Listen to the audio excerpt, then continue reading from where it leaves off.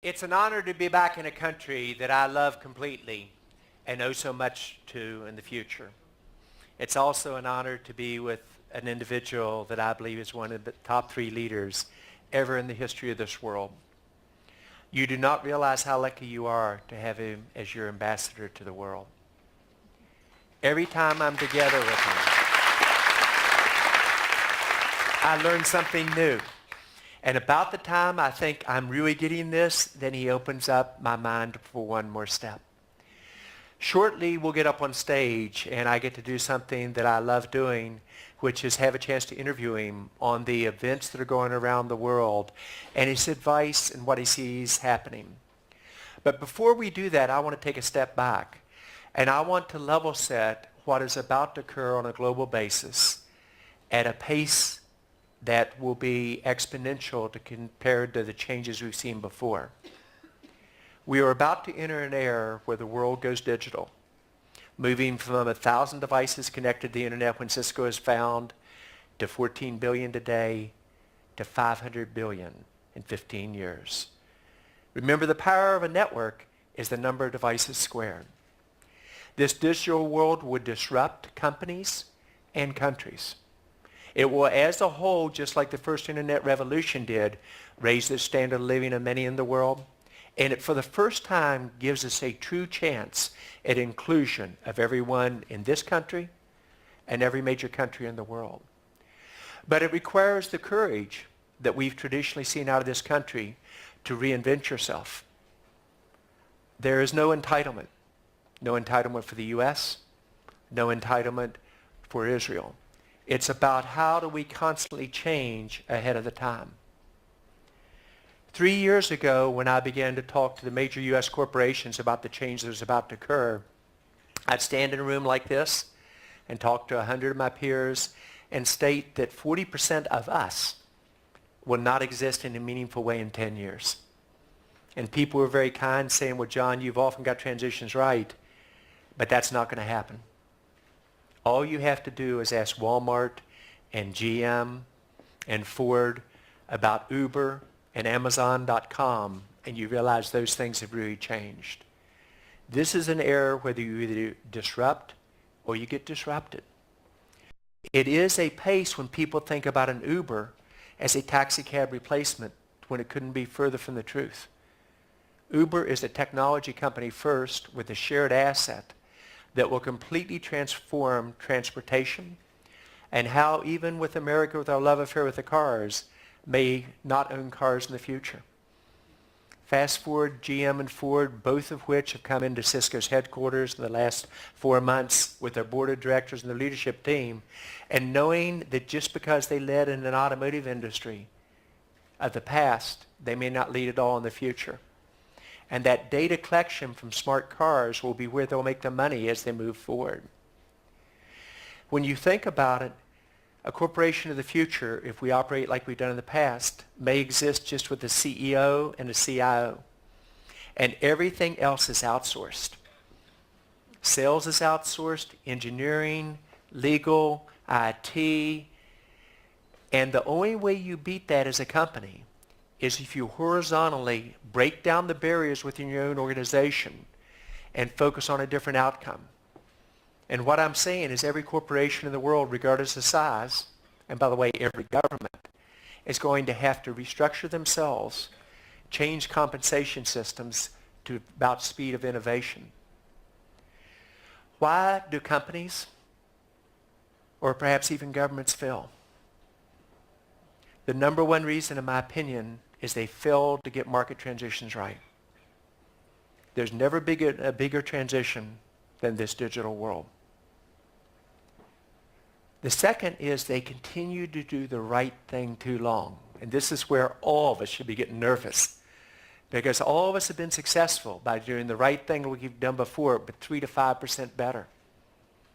And the companies and the governments who do not move into adjacencies and have the courage to change will unfortunately get left behind at an unbelievably fast pace. Each of us has to reinvent ourselves or we will fail. And the most difficult person in a corporation to reinvent is who? The CEO. and the chairman and the operating committee. Yet the changes as we move forward will be based upon those companies that learn how to do that.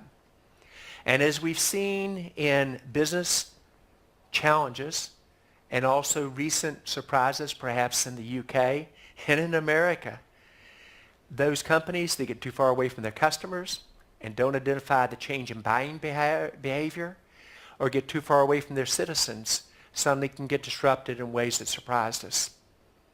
What we've always done at Cisco is capture these market transitions. And each time we moved on the transitions, we were able to get 40 to 70% market share. We never compete against competitors. We focus purely on the transition at hand. People often ask, lessons learned. We're a far from perfect company, and I'm a far from perfect leader. But what we do very well in innovation is about 7 basic ideas, and this is what we talked about. We won the Edison Awards earlier this year, and that's the top innovation company in America. What we do is we focus on transitions and we catch the inflection points. The second thing we do is speed of innovation is based upon a replicatable process. When we acquire companies, we have our 5 golden rules. We've acquired 187 of them. And if we have to, we can get a phone call on a Thursday night on a company I didn't even know called WebEx from a customer that I trusted who said, you better buy this because your competitors have been in there for 6 months about to buy them. We met with them the next morning with business development. They called me up and said, John, this is a go. You've got to come over here. We had a handshake by 1 o'clock. We had it through both boards of directors, and we bought a $3.2 billion company in 36 hours. And that really is about a replicatable process. Focused on the total opportunity. One of the things that your leader, I think, does so well, he plays the chess game all the way out almost before he makes his first move and understands all the changes. So as you think about the future, the ability, what Edison did so well, to take an idea through research to commercialization to scale. And as we think about how each of us in this room, where we're from the Ministry of Defense, or from a startup, or from one of the technical powers in this country, we have to think like, Shimon, you've taught me. Think like a teenager, a 13-year-old, and think like a startup. And think exponentially. Don't think linear like we were trained in MBA school to just improve your business by 3 to 5%. Have the challenge is to realize how quickly disruption is going to occur. Jamie Dimon, in my opinion, is the top CEO of any financial institution in the world. And in his annual report, he said a very simple concept. He said, Silicon Valley is coming to the finance industry and every industry. And if we don't change how we're structured, how we deliver our services, how we interface to our customers, we will get left behind. It's going to be a digital world based upon the Internet of Things, 500 billion devices together, where the strength is getting the right information at the right time to the right person or machine to make the right decision. And with the security architecture across all of that, which prevents cybercrime or organized terrorist activities. I had the honor, although I think I had a little bit more hair back then and about 5 pounds less weight, to be in the White House with President Clinton, and I'm from the Republican Party, so this was hard on me. But he outlined in the mid-90s the concept of the information era that would drive productivity in America, that would basically change GDP, and that would result in a huge number of jobs created. Most people thought that if anything, the internet would have job destruction. And nobody really believed, and I had the honor to be between him and Vice President Gore as the business representative for the transformation that's about to occur.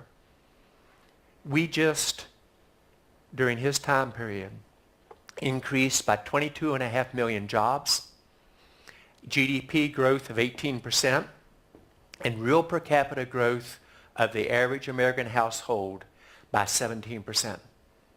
And since 2000, our real per capita income per household has dropped by 17%. So if you want to know the reason the voting's going on in America, the Americans are frustrated with the system. But you're about to see the same thing again with digitization, except this time it will be 5 to 10 times the impact. And this time, instead of maybe America leading, the ones who have been the most progressive have been countries like India, with Prime Minister Modi digitizing his entire country. A stretch goal of 3% GDP growth faster than normal. He will have the fastest growing economy in the world. Already grown at 7.5%, and instead of being comfortable there, he's saying, how do we grow at 10%? How does he bring that capability to 1.3 billion people across his country? Startup nation. When you think of a startup nation, do you think of France? Great place to go visit. Great place to have dinner. This should make you very uncomfortable. Do you know what was the top startup nation in Europe in the first part of this year? France. They had more venture capital investment into their companies than Germany did by 50%, than England did by 35%, and was twice Israel's approach. The point that I'm making is, with this no entitlement, if America doesn't change, we will fall behind. If Israel doesn't change, you will fall behind. And it requires exactly what I think Shimon represents so much. An innovation nation. But if you merely do things like you used to do it, you will get left behind. France will create 1 million jobs in the next 3 years in partnership with business with a socialistic government. We will jointly train 200,000 French men and women on the Internet of Things when we normally train about 7,000 a year, and we'll do it in 3 years. They are the hottest startup area going in the world. But it took a leader to have the courage to change and to do things with a government that traditionally hadn't even thought this way. A strategic partnership with Cisco, when they've never done that with any company. There's no legal precedence.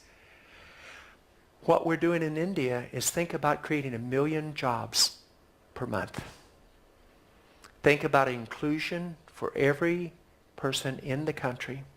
Think about broadband connectivity at $2.50 per month for 10 to 15 megs, implemented in 6 months, not in 6 years, across a province with 50 million people. So as we think about the opportunities in front of us, this is what we propose to, conceptually, to the government here in Israel. And Prime Minister Netanyahu, just like Shimon, the first time you and I and the Prime Minister worked together, realizes the changes that have to occur, not on a political line, but as a country line. And to realize that if we don't move faster, we will get left behind. The inflection point on this digitization happened last year. When you look at CEOs around the world, 90% know they must become a digital company, and yet 10% is all that would say they even have a plan to get there. And out of those plans to get there, the majority will fail because they will not reinvent themselves. Only about 30% of the efforts will be successful. GE is a technology company, first, second, and third, and yet Jeff Immelt knows his odds on success are tough. So when I talk about reinventing, this is what I'm really talking about. And why will companies, or perhaps even countries, fall behind? The number one reason is their culture will not change. The number two, the system was designed so we don't move too fast and make mistakes. Now I'm talking about the U.S. system. That's no longer acceptable. We can't make decisions over 5 years. You have France and India making decisions on taxes, policy changes in 6 months. The ability to break down silos within an organization across a country or across a company to focus on outcome for citizens or the business will be the future. People will hesitate about putting the top resources in because they want to do what we've traditionally done to generate the profits this quarter and next quarter. But if you don't put your best resources on this, you will not get the outcomes you want. And then finally, it's got to be security architected together.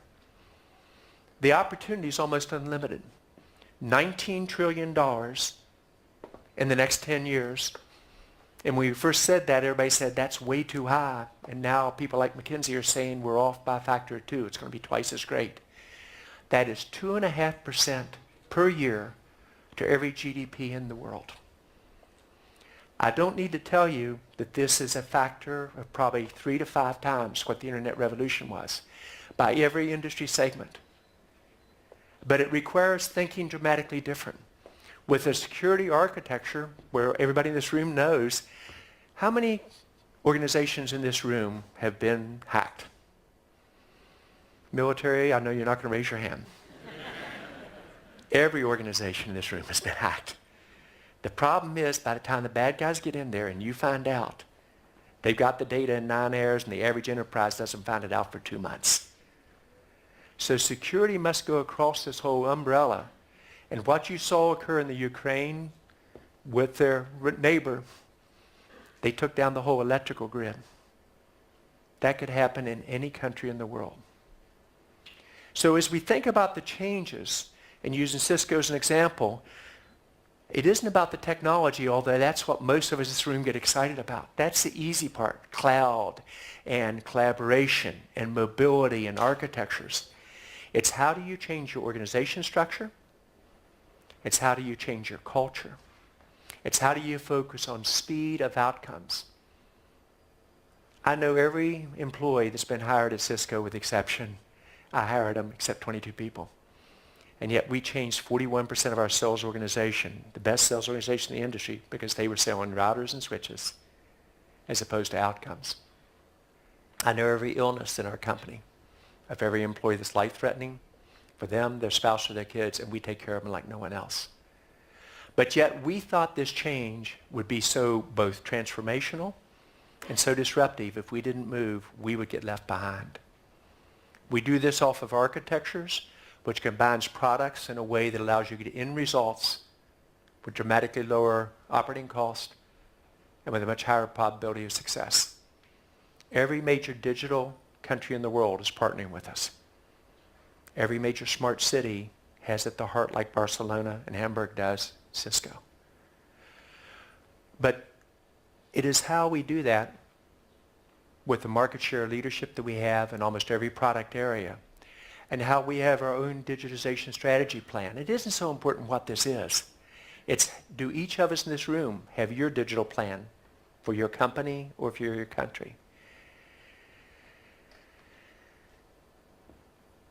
2 years ago, I said that out of the top 6 IT players in the world, 3 of us would be not relevant in 5 years. And it would be Cisco if we didn't change. This is the revenue, year-over-year growth. Red means negative. Green means positive. This is an industry in transition. And that all of us could get displaced if we don't change. Cisco's at the top, and we had 3 quarters that we missed when I announced high-end products in temporary frozen market. Profitability, earnings per share, year-over-year increase. Thinking differently about competition, my competitors from 15 to 20 years ago, none of them exist. From 5 to 10 years ago, great companies in Nortel, Lucent, Alcatel, Ericsson are a shadow of what they were before. If we don't change, we will be a shadow left behind as well. How many of you I'm making a little bit uncomfortable? Israel controls your destiny. You have to be the startup nation. Your asset is your people. But it will require you not doing the same thing again, but thinking exponentially. With that, if there's one person in this world that thinks exponentially and out of box, it is your great leader, Shimon Peres.